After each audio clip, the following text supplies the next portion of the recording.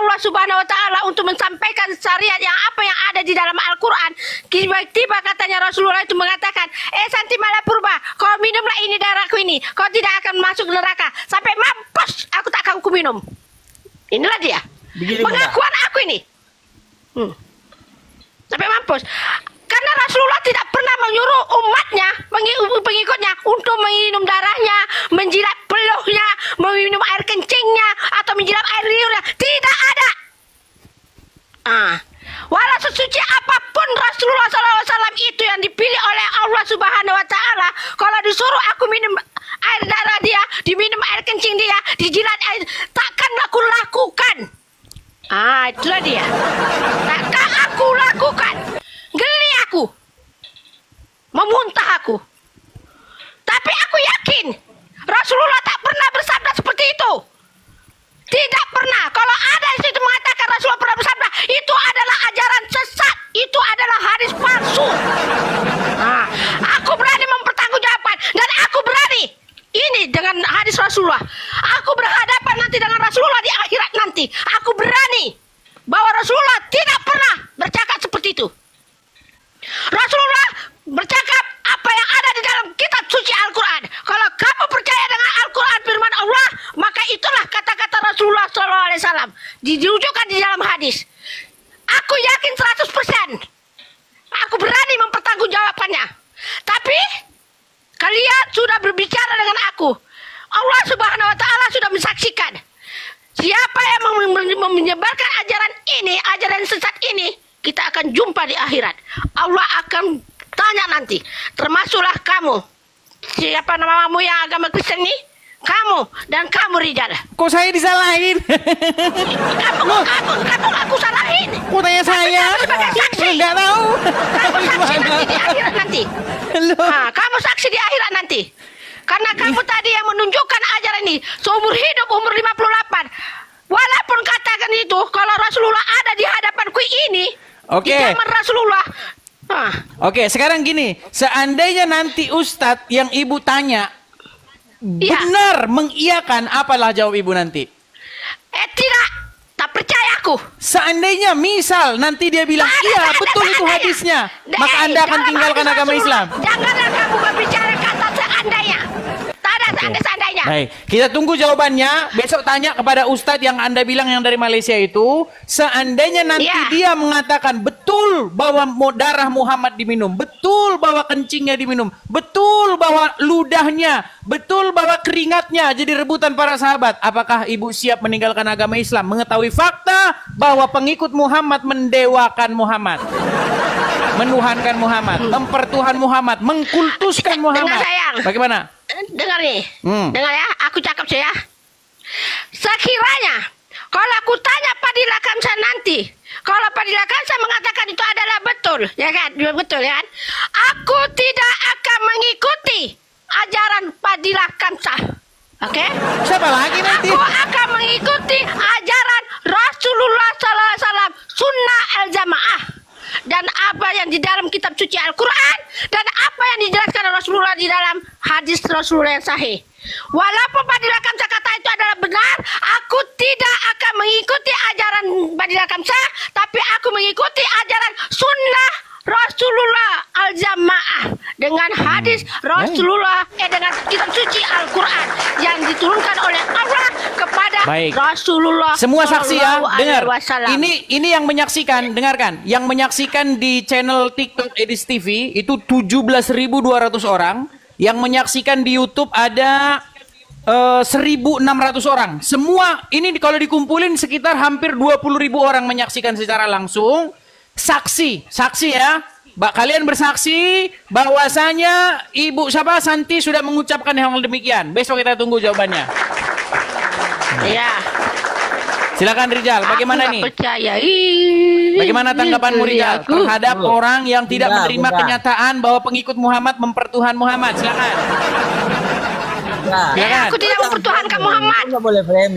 Aku tidak mempertuhankan Muhammad. Muhammad adalah utusan Allah yang menyampaikan ajaran-ajaran Al-Quran, firman Allah, dan dijelaskan di pada hadis Rasulullah. Tidak pernah aku mengatakan Muhammad itu adalah Tuhan.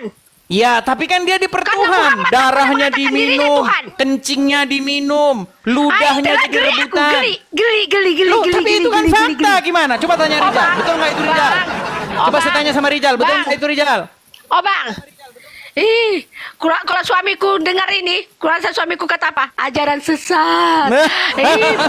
Suamiku akan kata ajaran sesat. Oh, gimana itu Rijal? Ayo. Tanah. Gimana Rijal? Tanahku. Bunda kan Geli aku, baca geli. Al-Quran itu kan, Bunda baca Ya. Al-Quran, kemudian Bunda Iya. membaca terjemahannya. Bunda baca Al-Quran, kemudian Bunda bisa terjemahan atau Bunda baca terjemahan juga? Ya bunda, setiap bunda baca translate-nya dulu. Apa artinya? Oh begitu. Kalau Yang bunda tak baca, menerjemahkan. bunda tak akan baca translate-nya. Macam ini kan. Bunda mau ingin tahu tentang surah Al-Fatihah, bunda baca artinya. Dan itu bunda membaca surah Al-Baqarah, bunda baca artinya. Makanya bunda belum khatam sampai sekarang. Kalau khatam Bunda. membaca itu banyak kali, tapi khatam tafsir aku belum khatam tafsir. Bunda, Makanya bunda ikuti. Apa ya, dia? Bunda tak terjemahan Ini aku Al-Quran sampai itu. berpeluh nih ya. Ini aku pasang ekon itu. Pasang ekon sampai aku berpeluh. Saking aku nggak bisa menerima kenyataan ini. Siapa yang mensiarkan ajaran Rasulullah yang mengatakan diminum darahnya? Ya Allah, itu memang betul-betul manusia bodoh lah yang mau minum darah itu. Walaupun itu darah Rasulullah sekalipun, aku tak akan minum. Tuh, dengar kau Tak Rijal. aku minum. Bunda tahu Ya. kalau terjemahan yang Bunda baca itu terjemahan yang ditulis oleh para ulama. Bunda tahu itu kan? Iya. Ulama terjemahkan dari bahasa Arab ke bahasa Indonesia. Itu ulama Iya. itu yang mengetahui ilmu-ilmu Al-Quran. Kemudian Iya. Bunda, ulama tersebutlah, ulama yang mengetahui itulah, ulama yang tahu tentang bahasa Arab, ulama yang mendalami ilmu-ilmu hadis. Kemudian ulama itulah yang mengatakan dan menyampaikan bahwa Nabi kita itu, Rasulullah Shallallahu Alaihi Wasallam itu mempunyai kekhususan daripada manusia-manusia lain, daripada nabi-nabi lain, dia memiliki keistimewaan. Ulama yang mentafsir itulah Bunda yang mengatakan kalau ketika Nabi kita itu dibekam oleh namanya Abdullah bin Zubair. kemudian darah-darah Nabi itu keluar, kemudian Nabi menyuruh yang membekamnya ini untuk membuang darah itu, tapi oleh orang yang membuang, bukan Nabi menyuruh mereka meminumnya. Stop. Bekam kan? Oke, di sini ada bekam. Tapi Rasulullah tak ada sebut tentang bekam itu diminum darahnya, nggak ada. Coba Bunda buka hadis tentang Nabi dibekam itu. Ya, bekam. Kita Kalau tak silap aku jadi penonton ada ini. sumpah, tengok tak apa ni. Bekam. Mana bekam? Tapi Sebab Bunda ada terbaca atau bekam. Iya, Tapi Bunda tapi tak- sambil cari tak itu ya. membuat Intinya apanya. begini teman-teman. Intinya begini, bahwa ajaran Islam ini, ya kan, menurut surat At-Taubah ayat 31 menyebutkan tentang orang-orang yang mempertuhan ulama-ulama mereka. Kenapa disebut mereka mempertuhan ulama mereka? Karena mereka mematuhi ulama-ulama itu tanpa batas-batas lagi, secara membabi buta. Ulama mengharamkan yang halal, mereka ikuti. Menghalalkan yang haram, mereka ikuti. Dan ini yang kalian lakukan. Al-Quran mengatakan darah itu haram, betul Rijal. Nggak boleh darah dikonsumsi menurut Al-Quran. Tapi pengikutnya Muhammad ketika minum darah bilang Muhammad, tadi, ternyata disebutkan. Muhammad Bunda, tidak Bunda, peduli dengan apa? Al-Quran. Nanti Bunda cari. Kayaknya Bunda ada membaca tau bekam itu. Nanti Bunda Iya, tengok balik. artinya nanti, begini, Silakan kalau Bunda kalau memang Muhammad patuh kepada Al-Quran, dia ikut Al-Quran, mengikuti Allah, taat kepada Allah, ketika darahnya diminum pasti dia akan mengatakan, itu darah itu haram, tapi ternyata yang haram bukan darahnya, malah orang yang minum itu haram disentuh api neraka. Jangan-jangan makan babi sebenarnya nggak haram. Jangan-jangan malah justru kalau kalian makan babi kalian tidak akan masuk api neraka. Yo, gimana ini kalau begini nih? Yes. Maka di dalam Islam, Dah lagi tadi Rijal tadi. Dalam Tadi yang kamu cakap tadi. dalam Islam, Sebab nanti bunda cari nanti tuh. ditekankan sekali agar kita menggunakan akal dan pikiran kita. Ketika seseorang itu bermasalah dengan akal dan pikirannya, maka seluruh syariat-syariat, kewajiban-kewajiban yang menempel pada dirinya boleh tidak dilakukan. Ketika dia bermasalah dengan akalnya, dia nggak wajib lagi. Ketika bermasalah dengan akalnya, dia nggak wajib lagi sholat, dia nggak wajib lagi melakukan apa. Dia boleh hidup sesukanya seperti hewan dimanapun. Begitu, Des. Akal diutamakan di dalam Islam. Begitu pentingnya. Maka ketika di neraka nanti, orang-orang itu nggak akan ada yang membantah Allah, nggak akan ada yang membantah. Orang itu hanya meminta, ya Allah, kembalikan kami ke bumi dan kami pasti akan berbuat sesuai dengan apa yang Engkau perintahkan. Dia meminta, orang itu meminta untuk dikembalikan, nggak ada membantah karena akalnya di bumi ini menerima dengan ketuhanannya Allah. Itu dia tahu ketuhanannya Allah, tapi akalnya itu tidak dipakainya. Begitu di dalam Islam itu penting sekali, dan banyak sekali ayat-ayat yang menyuruh dan mengatakan agar kita berpikir dan memikirkan. Banyak sekali, Lis. Beda sekali dengan, mohon maaf, dengan agamamu, Dis. Kamu tidak mempelajari tentang kebenaran kitabmu saja, tidak kau pelajari.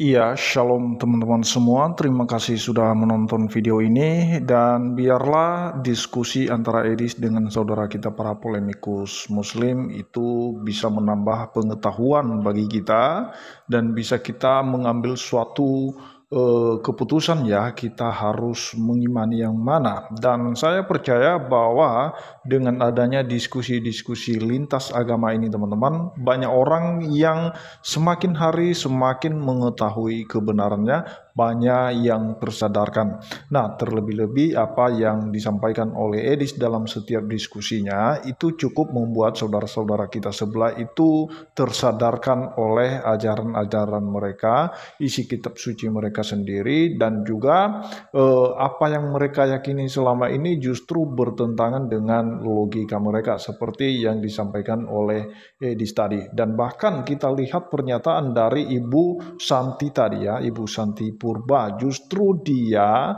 melawan apa yang tercatat teman-teman, ya, justru dia tidak mau mengikuti apapun yang terjadi. Nah, karena memang dia sadar dan dia pakai logikanya, ini tidak mungkin. Nah, kalau mungkin ini diajarkan, ya saya tidak mau apapun yang terjadi sampai mati pun saya tidak akan pernah meminum darah itu. Nah, teman-teman, artinya apa yang diimani oleh Ibu Santi ini justru berlawanan dengan apa yang tercatat dalam kitab sucinya. Justru dia harus melawan itu, dan itulah sebabnya kenapa Edis mengatakan apabila benar-benar itu fakta dan tercatat dan bahkan ada dalilnya dan bahkan diajarkan demikian, apakah kamu siap meninggalkan keyakinanmu itu? Nah, tidak ada keputusan dari Ibu Santi tadi. Yang jelas Ibu Santi mengatakan bahwa sampai kapanpun, sampai mati pun saya tidak akan melakukan itu. Nah, itu saja yang perlu saya sampaikan teman-teman semua. Kiranya Tuhan Yesus memberkati kita semua. Shalom.